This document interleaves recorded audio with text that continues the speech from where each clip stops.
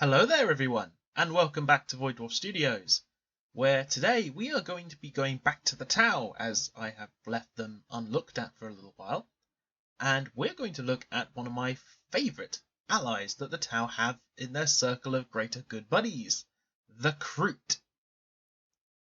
No, not Groots, Kroots. These alien creatures, part bird, part bipedal human, are a fascinating ally that the Tau have managed to make. And whilst they're not going to beat Space Marines in a one-on-one fight, Kroot really make up for the melee disadvantages that the Tau have, and their expertise in close combat and cannibalistic tendencies mean they're quite the terrifying foe when they get up close and personal. So, what is a Kroot? I suppose is the first most obvious question. The Kroot are an alien species that originate from a planet known as Peck. Whilst they are humanoid in stature and shape, these aliens are evolved from bird-like species. They have beaks with strong jaws, long quills that protrude from the back of their heads, and smaller ones that most of the Imperium biologists believe were remnants of feathers that are scattered over their bodies. And the Kroot are fascinating because they have a very odd evolutionary feature. They are capable of absorbing DNA from their defeated foes by eating them. So how does this work exactly? Well, the Kroot have leaders known as Shapers, who are, through years of experience and a little bit of a shamanic dabbling, are able to recognize more desirable traits in the foe they eat. And they tell the rest of their tribes or kindreds which foods are best for them to eat that give them the most biological advantages. So, just as a random example, if a Kroot wanted to be the strongest Kroot that ever was, then they go find some orcs and eat them. And they'll absorb that DNA and it will allow them to, well, grow more muscle mass more quickly. If they wanted to fly, they would eat things with wings. If they wanted more intelligence, well, I suppose they'd go to a university and eat a couple of the lecturers. But the point is that the Kroot can gain enhancements from the things they eat. However, there is a point where this can be highly detrimental. So, for example, the eating flying creatures things. Yes, over time the Kroots that eat these flying creatures will develop wings. However, there is an entirely large possibility that they will lose their muscle mass, their intelligence, and their ability to reason as much as they used to. Kroots are not stupid creatures. They know that they have to be careful what kind of things they eat because, well, they tend to be detrimental to their lifestyle. Because it's not just the DNA that they inherit, some of the cultural aspects of these creatures are also inherited. For example, if a Kroot ate, say, a Drukhari or Dark Eldar, they would show more signs of cunning, and they'd have a bit more of a love for poking things with sharp objects without actually killing them. If they ate humans, then they would have a more balanced, one could argue, view of the universe.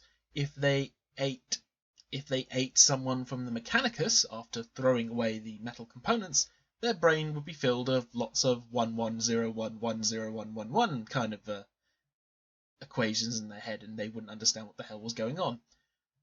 But anyway, the point I'm trying to make here is that the Kroot do gain these advantages from the things they eat.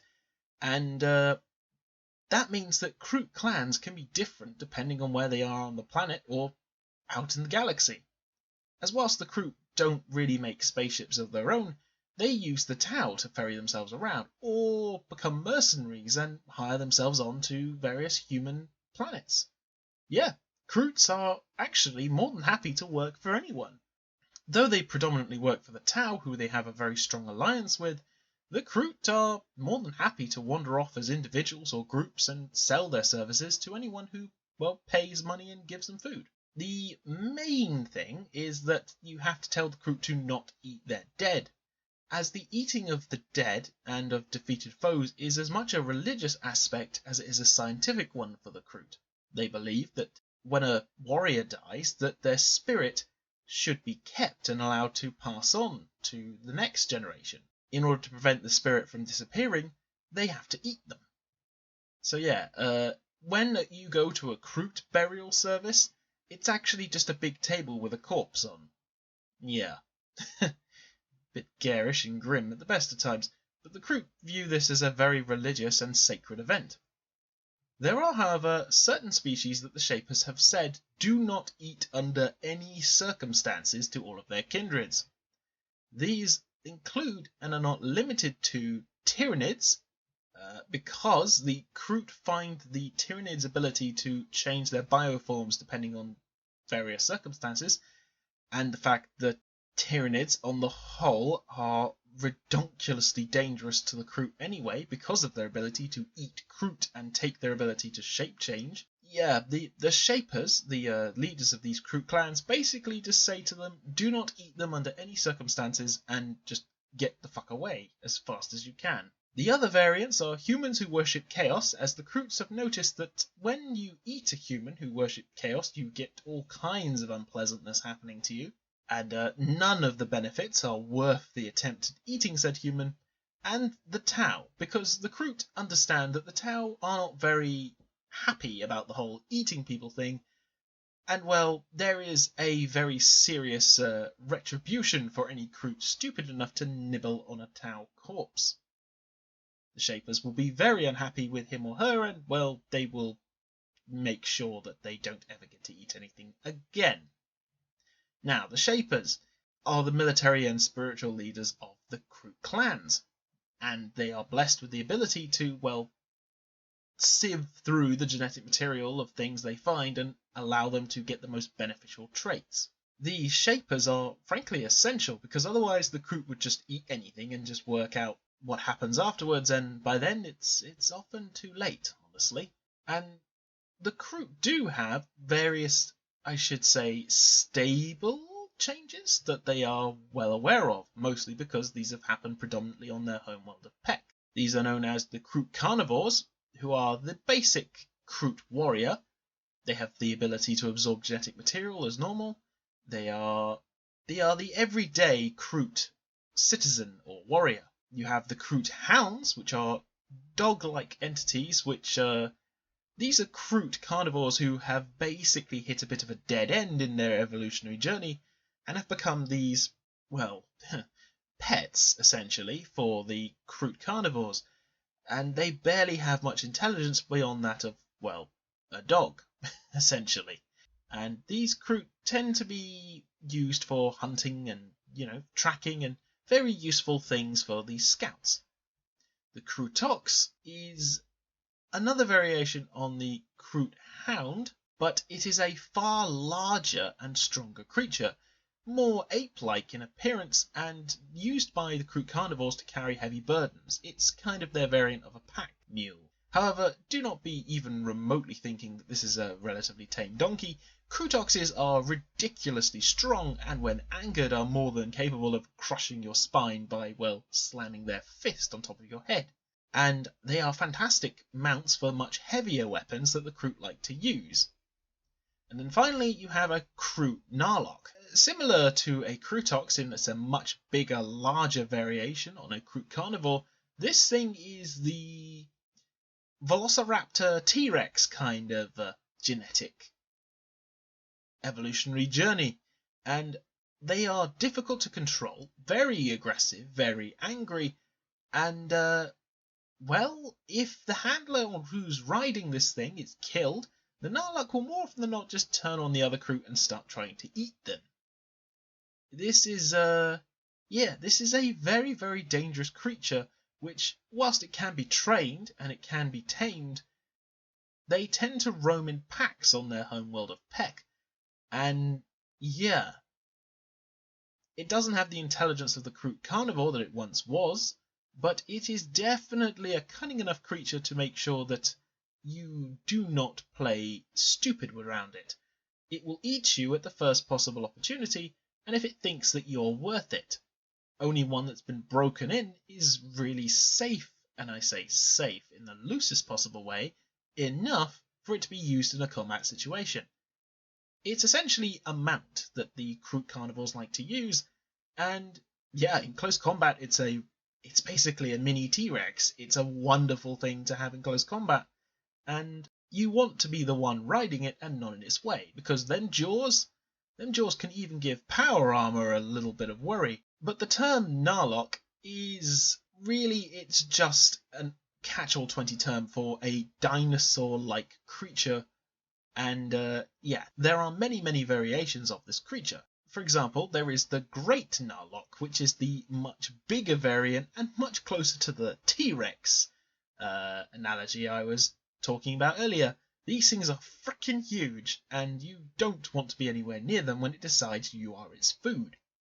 So we talked a little bit about guns and technology. Well, like I said, the Kroot are not particularly techno-savvy, shall we say. However, with the help of the Tau allies, they have given them weapons that are suitable and robust enough for the Kroot to use. These relatively crude-looking weapons are a variation on the pulse rifle that the Tau love to use. The only real difference is that these Kroot rifles, as they're lovingly known, are given blades and more robust stocks, meaning that they make fantastic clubs and axes when they're in close combat. There's, of course, the Kroot gun, which is a much bigger, more unwieldy variant, which is on the top of a Kroot Aux most of the time. And then, of course, you can have Kroot hunting rifles, which are the sniper rifle variant. And on top of this, the Kroot are more than happy to scavenge various weapons from the battlefield, and, well, don't really give two shits about what they pick up so long as it works. So, bolt pistols, sluggers, shuriken pistols, power weapons, plasma weapons, flamers, melter guns. Basically, if a Kroot can pick it up and bludgeon you over the head with it and shoot, it will become its new favourite weapon. Heck, Kroot have even been known to, well, get their hands on grenades and even orc totems for the lols, just because they think they're neat and they want to run around with them. The Kroot came into the Tau's service during their first sphere expansion. An exploration fleet went out and picked up long-range scans of orc warships that were moving towards the Kroot's homeworld of Peck. And the Tau were observing and realizing that the Kroot were heavily outnumbered and also struggling against the orc assault. As the orcs had, well, plenty of guns, and the Kroot really had their simple single-shot slug rifles. Yeah, the Kroot were just on a back foot the entire time. And the Tau felt that this was deeply unfair and decided to get involved, using their fantastic mech suits and redeploying rapid fire supports to essentially make the orcs have a really unpleasant time. And with the combined strength of these two new allies, after a bit of diplomacy was introduced, and the Kroot made very well aware that the Tau did not want their dead to be eaten, the Tau became so impressed with the Kroot's close combat fighting prowess that they agreed to extend this alliance and liberate the Kroot enclave entirely. And so, for the next 10 Terran years, the Tau helped drive the orcs off the planet, and eventually the homeworld of Peck was mostly cleansed. And it was from this point onwards that the Kroot swore, for the greater good and a regular payment of money, because Kroot like shiny things, they don't really trade per se, but they do like shiny things, that they would serve the Tau and honour the agreement to become auxiliary forces in the Tau army. And so because of this, you now have a relatively solid close combat fighting base, which is more than prepared to actually be not only adaptable to the various planets you go on, but also will tidy up after itself. You know, those corpses have got to be cleaned up somehow. And how do you use Kroot in the Tau army? Well, you can't really field an entire army of just Kroot, unfortunately. Well, you can, but it's going to struggle against an awful lot of things. And really the only units you have available are all close combat. You've got guns, yes, but even orcs are going to be able to outshoot Kroot, unless you get Kroot with a hell of a lot of scavenged weaponry. And in terms of the actual game itself, you can't really give them these guns, which is kind of a shame, really. The Kroot Shapers make excellent leaders for these Kroot carnivore squads, but again, they are relatively low armor, not great on the shooting thing, and whilst they're good in close combat, they have to get there first. I would definitely recommend that if you decided to try and do an all-Kroot army, that you take the entire range. Make sure you get the Kroot Auxes with the fantastic heavier guns on their backs, Narlocks, because having Velociraptors running around is always hilarious, a greater Narlock if you can get your hand on one, because those things look freaking awesome, and yeah, as many of the hounds and carnivores as you can get your hands on and, well, see what happens. I would personally recommend that you make them an auxiliary force to your Tau army, but hey, Kroot are awesome, and I know one particular person who had an entire Kroot army, and it was a hell of a lot of fun, not only to watch, but to play. Kroot can be surprisingly gnarly when they're fielded in, well, big enough numbers. Anyway, I hope you've enjoyed this little video. Do you have any fondness for the Kroot? Do you have a favourite mutation? Put a little comment down below. Follow me on Facebook, Patreon, and other forms of social media that I have linked to my YouTube page.